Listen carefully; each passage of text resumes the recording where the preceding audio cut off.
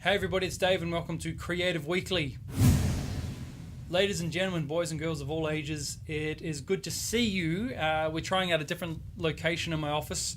Got the halos above me, and it's going to be a good session today because I just want to talk about four really quick points about what we do as Kids Creative across Australia in every single service that we're in. I can make a list of dozens, but I just wanted to focus on a few of them.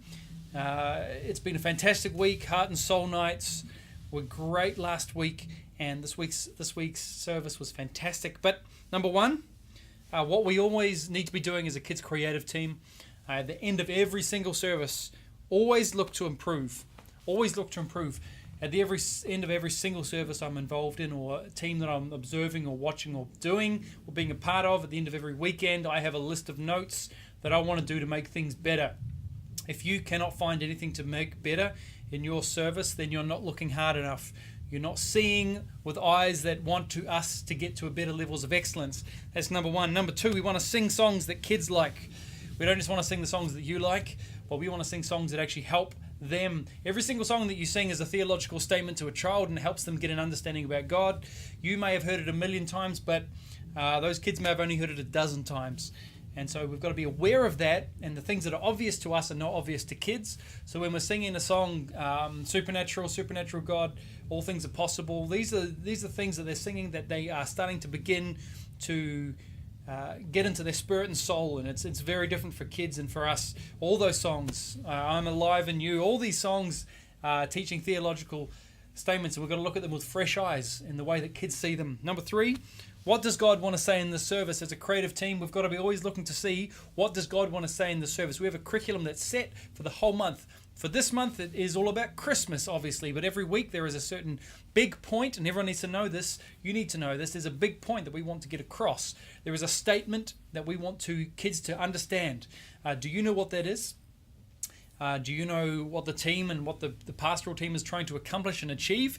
That big point is really important. Even if we started to say it as a creative team, that would be powerful. But we have our set curriculum, but we also have what I want to see in every single service is a spark, something different, something new, a revelation that is for this service, for this team, for this group of kids. I honestly believe that when you're preaching at every single service, if you're ever doing a message for kids, I always tell the people that are preaching or teaching, this is what hopefully, if I ever get to tell them and talk to them, I want to say this.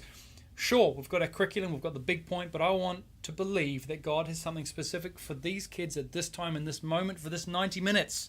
What is it? And I believe God will tell you if you ask Him. And number four, everything you say forms opinions and impressions in the minds of kids.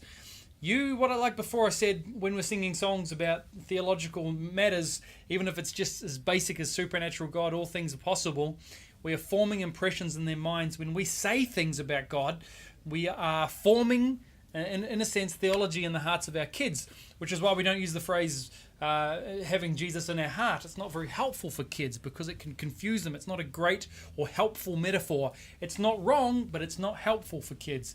So we say we invite Jesus Christ to be a part of our life. We want to invite Jesus to be a part of our life. These are very specific things that we say. And so we've got to be careful in the language that we use. And just, even when we're joking, sometimes the jokes that we say then are obvious as a joke and not obvious to kids. So that's it. There's my 4 thoughts for this week. I like this format. I might do this in the future. God bless you. We'll see you next week on Creative Weekly.